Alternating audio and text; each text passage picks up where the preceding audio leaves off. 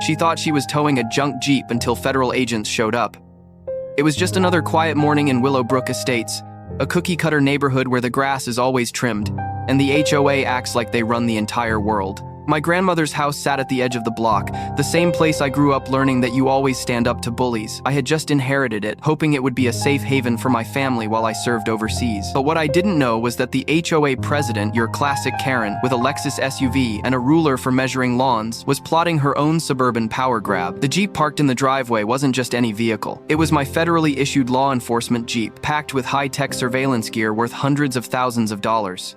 It wasn't only my lifeline, it was federal property, something you don't mess with. My sister Maya, a school teacher, promised to watch over the house while I was deployed, but the HOA saw my Jeep as their golden ticket to flex authority. The first warning came as an email. Unauthorized commercial vehicle, a $50 daily fine. My sister tried explaining I was deployed. She even showed them my orders. But this HOA president wasn't interested in rules, she was inventing her own. Soon, a tow truck began circling the neighborhood, and security guards hired by the HOA started photographing my Jeep like it was contraband. Neighbors whispered, but nobody dared speak up. Things got worse when Maya discovered the truth. Military vehicles like mine were exempt in the original bylaws. That meant the HOA was fabricating violations to push families like ours out. Veterans with motorcycles, Navy wives with garden decorations, even crying babies were suddenly violations. This wasn't about appearances, it was targeted harassment.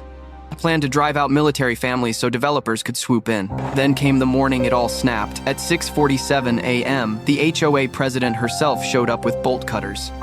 The metallic clang of that lock snapping was caught on camera as she screamed about community standards and tried to drag my federal Jeep onto a tow truck. What she didn't realize was that cutting that lock triggered hidden GPS trackers, cameras, and federal alerts wired straight to Homeland Security. Within minutes, federal marshals were on their way.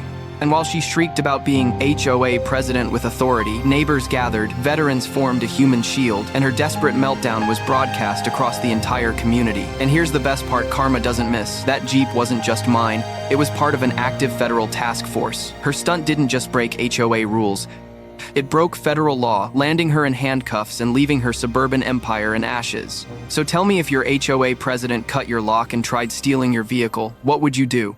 Drop A in the comments, subscribe for more wild HOA meltdowns, and never forget bullies fall hardest when they think they're untouchable.